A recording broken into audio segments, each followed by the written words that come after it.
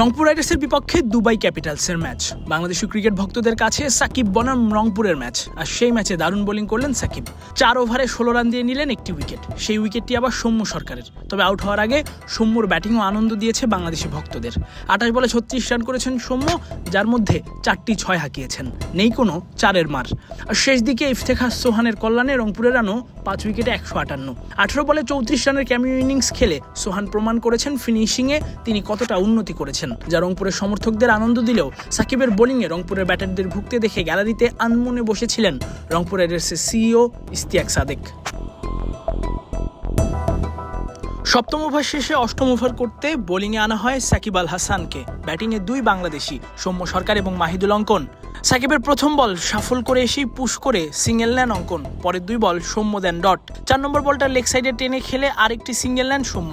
এর পরের 2 বল আবারও ডট দেন অঙ্কন। এতে সাকিবের প্রথম ওভারে মাত্র 2 রান নিতে পারেন সৌম্য অঙ্কন।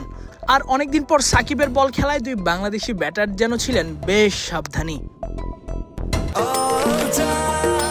নিশ্চিন্তে খান স্বাস্থ্যকর অল টাইম পান, অল টাইম হেলদি লাইফ। প্রথম ওভারে সাকিবকে সাবধানে খেললেও দ্বিতীয় ওভারে সৌম্য সরকার ছেড়ে কথা বলেননি। প্রথম বলে দৌড়ে 2 রান আদায় করে নেন। পরের বলটা অনেকটা শর্ট করেছিলেন সাকিব, সেটাকেই হালকা ব্যাকফুটে গিয়ে পুল করে বিশাল এক 6 হাঁকান। কিন্তু 6 হাঁকানোর প্রতিশোধ ঠিকই নিয়েছেন সাকিব।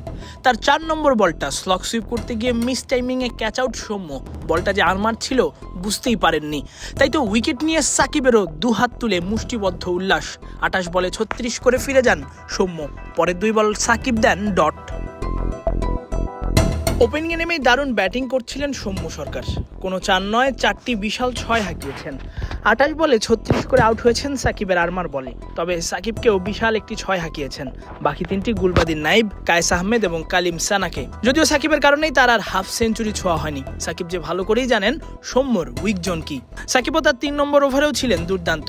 এই ওভারে ওমরজাই আর ইফতেখারের বিপক্ষে দিয়েছেন মাত্র 3 রান। অর্থাৎ এই 2 ব্যাটার সাকিবের বলে ব্যাট তোলার সাহসী পাননি। ইনিংসের 16তম ওভারে নিজের শেষ ওভার পূরণ করেন সাকিব। এবার তাকে মোকাবেলা করেন সোহান। যদিও এই ওভারেও সাকিব করেন দুর্দান্ত বোলিং। ব্যাট তোলা তো দূরে থাক, 3টি সিঙ্গেল নিয়ে সন্তুষ্ট থাকতে হয় সোহান এবং ইফতেখারকে। সোহানের সঙ্গে সাকিবের লড়াই আনমনে গ্যালারিতে বসে দেখেন রংপুর রাইডার্সের সিইও ইশতিয়াক সাদেক।